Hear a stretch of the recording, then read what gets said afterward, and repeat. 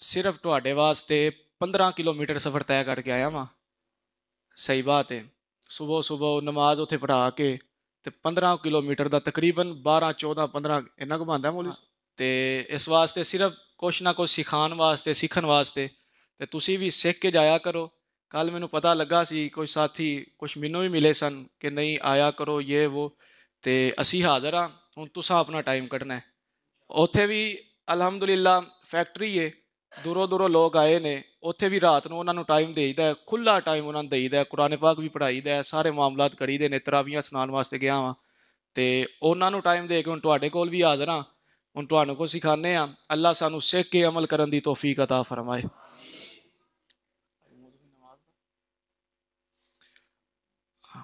आज का जो हमारा मौजू था वो था तरीका नमाज। कल कुरान पाक के फ़ज़ाइल के हवाले से मौजू था, हाजिर नहीं हो सका, तो आज तरीका नमाज के हवाले से कुछ गुफ्तगू करने की सआदत हासिल करूँगा। अल्लाह रब्बुल इज़्ज़त मेरी ज़बान पर कलिमा हक जारी फरमाए। कुरान मजीद फ़ुरक़ान हमीद में अल्लाह रब्बुल इज़्ज़त ने 700 से ज़ायद मरतबा, कितने सौ से, सारे बोलो ज़रा, कितने सौ, तो 700 से ज़ायद मरतबा सिर्फ नमाज का हुक्म अता फरमाया है। नमाज की इतनी अहमियत है, इतनी अहमियत है, नमाज इतनी अहम है कि इस नमाज को नाजिल करने के लिए मेरे रब ने अपने महबूब को अपने पास बुलाया था। ये नमाज इतनी अहम चीज़ है। और फिर वहाँ पर जब सरवरे कायनात अलैहिस्सलातु सलाम अल्लाह रब्बुल इज़्ज़त का सर की आंखों से दीदार करके वापस आने लगे, तो छठे आसमान पर हज़रत मूसा अलैहिस्सलातु सलाम से आकर जब मिले तो मूसा अलैहिस्सलातु सलाम ने अर्ज़ किया, हुजूर आपकी उम्मत 50 नमाजें नहीं पढ़ सकेगी। 5 दा भारा कितनी बार पढ़िए तो 50 हुंदा है? बोलो बोलो सारे, मैं समझा के जरा गल करन लगा। कितनी बार पढ़िए तो हुंदा है? 10 बार 5 दा भारा पढ़िए तो 50 हुंदा है। ते 9 बार हुजूर अलैहिस्सलातु सलाम वापिस गए सन अल्लाह दी बारगाह अंदर। 45 नमाज़ां घट करवाइयां ते जो 5 रह गई ना, तो मूसा अलैहिस्सलातु सलाम ने अर्ज किया, हुजूर आपकी उम्मत 5 भी नहीं पढ़ सकेगी। तो हुजूर ने पता क्या फरमाया, मूसा अब तो मुझे अपने खुदा के पास जाते हुए भी हया आती है। तो फिर अल्लाह का दरियाए रहमत जोश में आया। अल्लाह ने फरमाया, ला तब्दील ली कालिमातिल्लाह, सोने असी जेड़ी गल कह दईए ना, असी खिलाफ नहीं करते, साडी गल बदलती नहीं। हुक्म सी 50 दा, बज़ाहिर तो यही मालूम हो रहा है कि बात तो बदल गई। अल्लाह फरमाया, सोनिया हम जो बात कहते हैं वो बदलती नहीं है। हमने 50 कहा था, अब 5 रह गई हैं। जा तेरी उम्मत को इनाम ये अता फरमाते हैं, जो 5 पढ़ेगा हम सवाब 50 का अता फरमाएंगे। ये हम गुनाहगार उम्मतियों पर अल्लाह का भी करम है, महबूब अलैहिस्सलातु सलाम की भी रहमत है कि हम पढ़े 5 सवाब 50 का मिलता है। लेकिन बदनसीब वो बंदा नहीं जो फिर भी 5 नमाजें नहीं अदा करता है, फिर भी नमाज को अपने ऊपर बोझ समझता है, फिर भी कहता है जी हमारे पास तो वक्त ही नहीं है, फिर भी कहता है नमाज सीखने के लिए हमारे पास टाइम ही नहीं है। उधर रहमत देखें, कहां 50 कहां 5, और इधर देखें कि हम कहते हैं जी हमारे पास वक्त ही नहीं है। फिर हुजूर अलैहिस्सलातु सलाम ने एक कानून जारी किया, फरमाया, लोगों कुर्रतु ऐनी फी सलात, नमाज में मेरी आंखों की ठंडक को रख दिया गया है। अब जो बंदा नमाज पढ़ेगा हुजूर अलैहिस्सलातु सलाम को ठंडक पहुंचा रहा है, जो नहीं पढ़ेगा इसका उल्ट खुद ही समझ लीजिए। यानी महबूब अलैहिस्सलातु सलाम तो इतनी इबादत करते, इतनी इबादत करते, रिवायात में आता है सैयदा आयशा सिद्दीका रज़ी अल्लाह ताला अन्हा ने अर्ज किया, हुजूर आप इतने लंबे लंबे सजदे करते हैं, इतनी इबादत करते हैं कि रब भी आपकी इबादत पर नाज करता है। और रब फरमाता है, सोनिया सारी रात मेरी इबादत ना किया करें, आधी रात या कुछ हिस्सा इबादत किया करें। और या रसूल अल्लाह आपके तो कदम मुबारक भी सूज जाते हैं, मुबारक कदमों पर वरम आ जाती है, इबादत कम किया करें। वो महबूब जिसके सदके से अगलों और पिछलों के गुनाहों को अल्लाह ने मुआफ फरमाना है, वो महबूब जिसके सदके से अल्लाह रब्बुल इज़्ज़त ने मेरी और आपकी बख्शिश फरमानी है, वो महबूब अलैहिस्सलातु सलाम के जिनके सदके से और जिनकी खातिर ये कायनात बनाई गई है, जिस महबूब को इतनी शानों से नवाजा गया, वो महबूब अलैहिस्सलातु सलाम सैयदा आयशा रज़ी अल्लाहु अन्हा के इस अर्ज पर फरमाते हैं, आयशा तू कहती है कि इतनी इबादत ना किया करें, तो आयशा बता क्या मैं अपने रब का शुक्रगुजार बंदा ना बनूं? ये वो महबूब फरमा रहे हैं जिनकी खातिर कायनात बनी है। लेकिन जिनकी खातिर कायनात बनी, जिनके लिए हमें उम्मती बनाया गया बिन मांगे, बताएं यार हमने उस महबूब अलैहिस्सलाम की अदा पर कितना को चल के अमल किया है? हमने कितनी को नमाजें पढ़ी हैं? हमारे पास तो नमाजें भी कोई नहीं, हमारे पास तो कोई इबादत कोई नहीं, लेकिन फिर भी अगर हमने हक अदा ना किया तो फिर ये ना हो कल कयामत के दिन इमाम फरमाते हैं कि आज ले उनकी पनाह, आज मदद मांग उनसे, फिर ना मानेंगे कयामत में अगर मान गया। आज वक्त है, आज मौका है, आज अपनी जिंदगी को उस महबूब अलैहिस्सलाम के नाम कर दीजिए, फिर जन्नत अल्लाह आपके नाम फरमा देगा। ये मेरे रब का फैसला है, मेरे रब का कानून है। दुनिया दारुल अमल है, आखिरत दारुल जजा है। अल्लाह हम सब को अमल करने की तौफीक अता फरमाए। नमाज जब पढ़ते हैं इसके अंदर 6 शराइत होती हैं, 7 फराइज होते हैं। बिल्कुल मुख्तसर करूं तो जब हम नमाज शुरू करते हैं, जो नियत करते हैं, वो नियत बहुत ही जरूरी है। अगर हमने नियत दिल के अंदर भी ना की तो नमाज सिरे से होगी नहीं। यहां जोहर की पढ़ रहे हैं, दिल में असर का वक्त आ गया, दिल में कोई और नमाज आ गई तो नमाज नहीं होगी। दिल में नियत का होना शर्त है, जबान से कर लेना मुस्तहब है। फिर हाथ उठाते हैं, ये हाथ उठाना अल्लाहु अकबर कहना फर्ज है, तकबीर उला जिसे कहते हैं। जब तकबीर उला कहनी है तो फिर हाथों को बिल्कुल ढीला छोड़ देना है, बिल्कुल ढीला। और हाथों का जो हथेली है, इन हथेलियों का किबले की तरफ होना चाहिए, बिल्कुल सीधे से। और कान की लो के साथ हाथ टच होने चाहिए।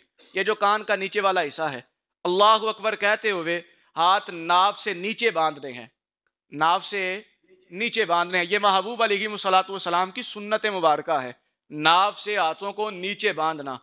फिर उसके बाद सना पढ़ी जाती है, सुब्हानकल्लाहुम्मा व बिहम्दिका।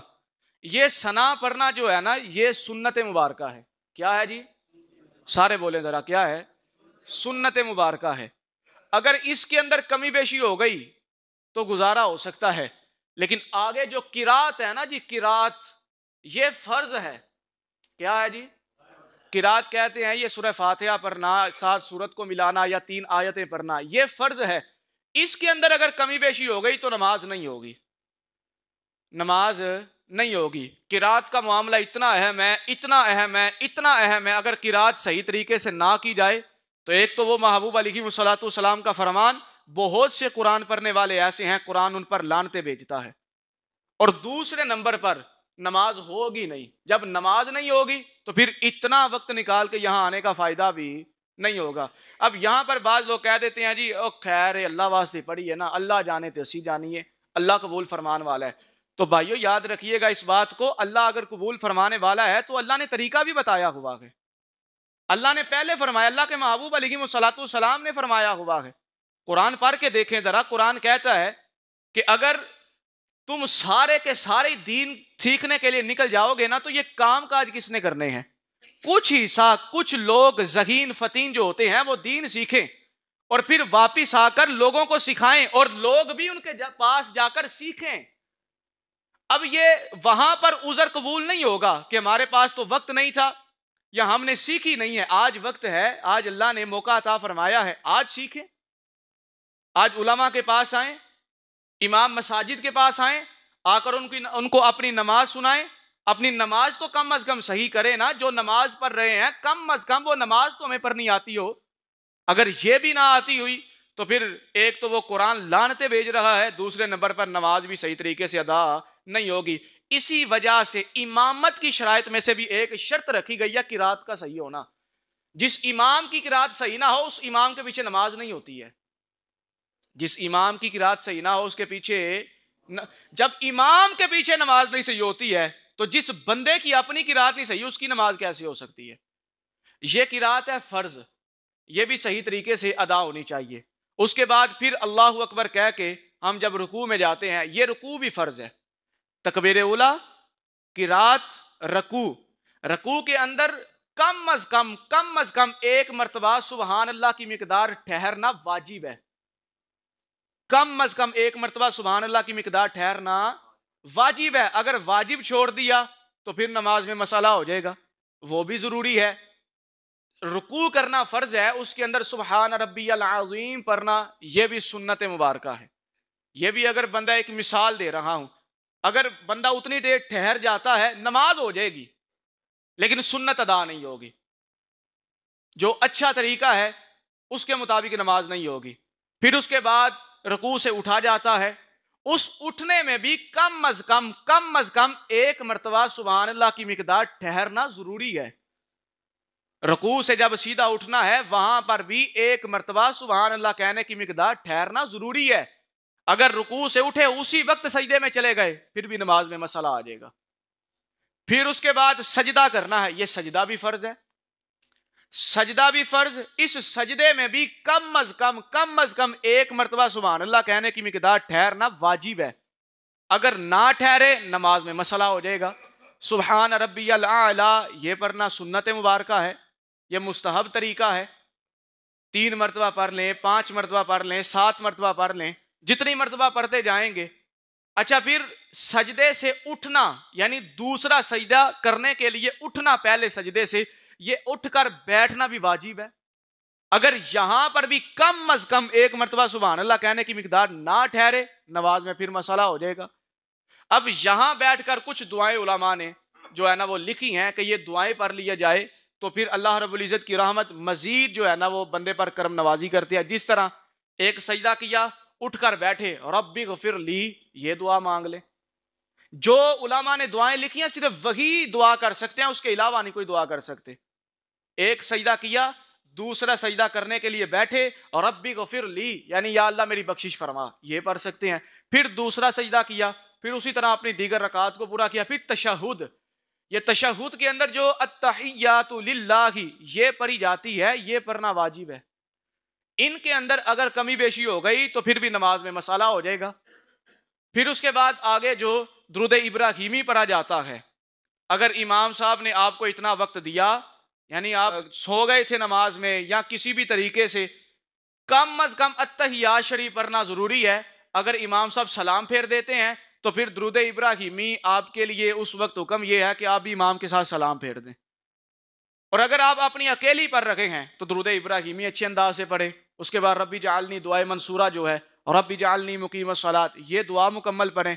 फिर उसके बाद सलाम जो फेरा जाता है, नमाज से निकलने के लिए सलाम फेरना भी वाजिब, ये फर्ज है।